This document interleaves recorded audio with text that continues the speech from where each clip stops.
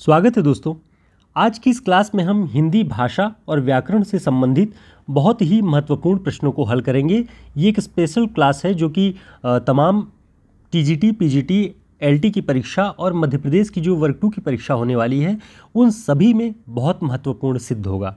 तो शुरुआत करने से पहले वीडियो को लाइक कर दीजिएगा और चैनल को सब्सक्राइब कर लीजिए। पहला प्रश्न है, निम्नलिखित किस भाषा में कारक चिन्हों का प्रयोग अलग से होता था? ऑप्शन संस्कृत, पाली, प्राकृत, अपभ्रंश। तो इसका जो सही उत्तर है वह है अपभ्रंश। अपभ्रंश भाषा में कारक चिन्हों का प्रयोग अलग से होने लगा, इसीलिए कहा गया कि अपभ्रंश की जो भाषा थी उसकी प्रवृत्ति वियोगात्मक है। ध्यान रखिएगा, अपभ्रंश भाषा की प्रवृत्ति वियोगात्मक है, इसमें कारक चिन्हों का अलग से प्रयोग होता है। बाकी जो 3 भाषाएं आप देख रहे हैं ये सभी संयोगात्मक है, यानी जो कारक चिन्हों का प्रयोग था, कारक चिन्ह वे होते हैं जैसे वाक्य में जब हम प्रयोग करते हैं, जैसे राम ने, राम से, राम को, तो ने से को ये जो हैं ये जो है वो कारक कहलाते हैं। ठीक है, तो इन्हीं का प्रयोग अपभ्रंश में अलग से हो रहा था और संस्कृत में और पाली प्राकृत में ये उन्हीं के साथ हो रहा था। जैसे उदाहरण देखें, संस्कृत में रामस्य लिखते हैं, इसका अर्थ हिंदी में या अपभ्रंश में राम का, ये इसका अर्थ होता है। तो इसमें का जो है वो अलग से प्रयोग हो रहा है, यानी कारक चिन्हों का अलग से प्रयोग हो रहा है। लेकिन संस्कृत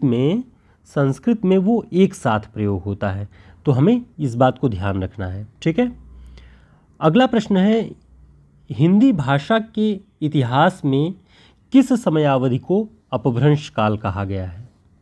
अब ये चारों ऑप्शन आपके सामने हैं और आपको ध्यान करना है कि अपभ्रंश काल की जो समयावधि है वो भाषा के इतिहास में क्या है।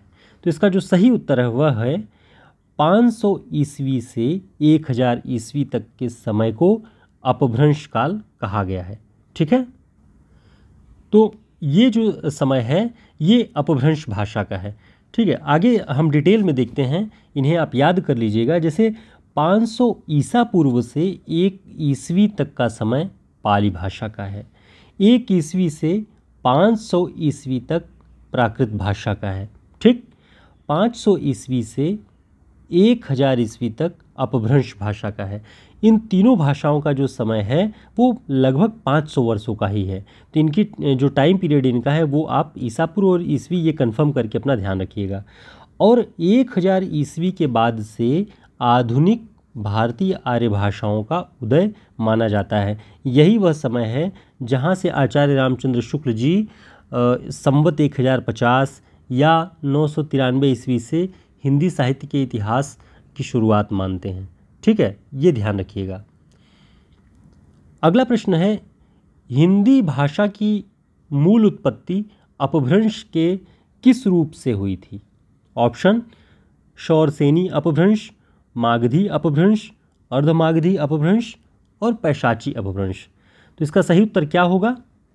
इसका सही उत्तर होगा शौरसेनी अपभ्रंश। हिंदी भाषा की जो मूल उत्पत्ति हुई है वो शौरसेनी अपभ्रंश से हुई है और इसके अंतर्गत पश्चिमी हिंदी की बोलियां आती हैं। ठीक है, अगला प्रश्न है, हिंदी, हिंदू और हिंदुस्तान ये शब्द किस भाषा के हैं? ऑप्शन अरबी, फारसी, संस्कृत, हिंदी। तो इसका जो सही उत्तर है फारसी।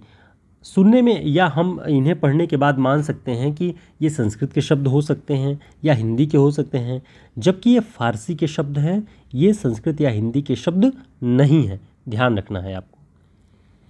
दोस्तों, इस तरह के सभी प्रैक्टिस सेट आपको हमारे हिंदी साहित्य के शॉर्ट नोट्स में उपलब्ध हैं, जो पूरे हिंदी साहित्य के इतिहास के महत्वपूर्ण शॉर्ट नोट्स, पुरस्कार, भाषा विज्ञान और काव्यशास्त्र से जुड़े हुए इसी तरह के महत्वपूर्ण प्रैक्टिस सेट आपको दिखेंगे।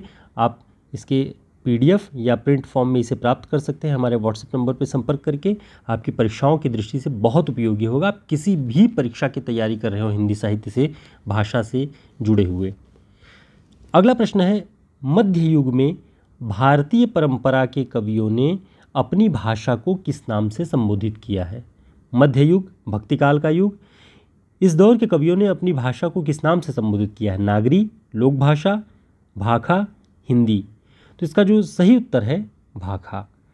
ठीक है, भाषा या भाखा नाम दिया मध्ययुग के कवियों ने अपनी भाषा को। अगला प्रश्न है, हिंदी में कारक, विभक्ति या परसर्गों की संख्या कितनी है? तो कारकों की संख्या जो है वो हिंदी में 8 है, ध्यान रखिएगा। संज्ञा के मुख्यतः कितने भेद होते हैं? तो आप सभी जानते हैं संज्ञा के मुख्यतः 5 भेद होते हैं। कौन कौन से? जातिवाचक, व्यक्तिवाचक, गुणवाचक, भाववाचक, द्रव्यवाचक। ठीक है। अगला प्रश्न है, संबंधियों, व्यवसायों, पदों और कार्यों के नाम किस प्रकार की संज्ञा कहलाती है? ऑप्शन: भाववाचक संज्ञा, गुणवाचक संज्ञा, जातिवाचक वाचक संज्ञा, व्यक्तिवाचक संज्ञा। इसका सही उत्तर है जातिवाचक संज्ञा। तो जिस भी तरह के संबंधों की बात आ जाए या किसी व्यवसाय की बात आ जाए या किसी पदों पर कार्यरत व्यक्ति का उसके पद की विशेषण आ जाए तो वो सभी जो है वो जातिवाचक संज्ञा होगी। उदाहरण में जैसे बहन, भाई, मंत्री, जुलाहा, प्रोफेसर, सफाई कर्मी, इस तरह की चीज़ें आ जाएंगी तो ये जातिवाचक संज्ञा के अंतर्गत आएंगी। अगला प्रश्न है, होली, दिवाली, रक्षाबंधन आदि त्योहारों के नाम किस संज्ञा के अंतर्गत आएंगे? तो इसका सही उत्तर क्या होगा? इसका सही उत्तर होगा व्यक्तिवाचक संज्ञा। ठीक है। तो इसमें इसके अंतर्गत क्या क्या? दिन और महीनों के नाम, त्योहारों के नाम, पुस्तकों के नाम, नगर चौक, देश दिशाओं के नाम या किसी व्यक्ति का नाम, किसी नदी का नाम, ये सब व्यक्तिवाचक संज्ञा के अंतर्गत आता है। तो ये यहाँ पे जो त्योहारों के नाम आए हैं ये व्यक्तिवाचक संज्ञा हो जाएगी। ठीक। अगला प्रश्न है, चांदनी चौक। चांदनी चौक किस प्रकार की संज्ञा के अंतर्गत आती है? ऑप्शन: भाववाचक, गुणवाचक, जातिवाचक, व्यक्तिवाचक। तो इसका जो सही उत्तर है वह है व्यक्तिवाचक। हमने ऊपर बताया कि नगरों के नाम, चौराहों के नाम, चौक के नाम, इस तरह की जो भी नाम आएंगे वो सभी व्यक्तिवाचक संज्ञा के अंतर्गत आ जाएंगे। जैसे वाराणसी, इलाहाबाद, हिमाचल प्रदेश, दिल्ली, ये सभी व्यक्तिवाचक संज्ञा के अंतर्गत आएंगी। ठीक। हमने ये प्रैक्टिस सेट आपके लिए इस तरह से रखा हुआ है ताकि आप इन्हें पढ़ के समझ सकें कि बहुत कुछ टफ हिंदी व्याकरण या संज्ञा सर्वनाम से चीज़ें नहीं आती। थोड़ी सी हमें अपनी समझ और अपनी जानकारी बनाए रखनी होती है जिससे हम आसानी से इन प्रश्नों को हल कर सकते हैं। संज्ञा का कौन सा रूप मनुष्य की इंद्रियों द्वारा अनुभव किया जा सकता है? महत्वपूर्ण प्रश्न, इसे ध्यान रखिएगा कि संज्ञा का वह कौन सा रूप है जो मनुष्य की इंद्रियों द्वारा अनुभव किया जा सकता है? ऑप्शन: गुणवाचक, जातिवाचक, व्यक्तिवाचक, भाववाचक। तो इसका सही उत्तर है भाववाचक, क्योंकि जो भी भाव होंगे वो मनुष्य अपनी इंद्रियों से अनुभव उसका कर सकता है तो वो सभी भाववाचक कहलाते हैं। जैसे स्पर्श, चाल, शीतलता, गर्मी, देवत्व, पशुत्व, मिठास, ये सभी भाववाचक संज्ञाएं हैं। ठीक। तो इनसे आप समझ सकते हैं कि भाववाचक संज्ञा के अंतर्गत क्या क्या आ सकता है। आप इसे ध्यान रखिएगा और ये पॉइंट महत्वपूर्ण है कि ये इंद्रियों के माध्यम से अनुभव किया जा सकता है। तो दोस्तों 11 प्रश्नों का यह सेट हम आपके लिए लेकर के आए थे जिसमें हमने भाषा विज्ञान से जुड़े हुए प्रश्न, संज्ञा सर्वनाम से जुड़े हुए प्रश्न, उनके कितने प्रकार होते हैं, प्रसर्गों के कितने प्रकार होते हैं, ये सभी हमने इसमें डिस्कस किया। मोटी मोटी जितनी बातें हैं ये परीक्षाओं में पूछी जाती हैं इसलिए हमने उन्हीं प्रश्नों को सेलेक्ट किया हुआ है। आगे भी जब तक आपकी परीक्षाएं हैं हम इसी तरीके के प्रश्नों का चयन करके आपको बहुत ज़्यादा झोंक देने के चक्कर में न पड़ के सेलेक्टेड प्रश्नों के साथ उनके मूल मंतव्य को समझाने का प्रयास करेंगे जिससे आप आसानी से इन सभी को समझ सकें। फिर मिलते हैं एक नए वीडियो में, तब तक के लिए नमस्कार। चैनल को सब्सक्राइब कर लीजिएगा ज़रूर। फिर मिलेंगे।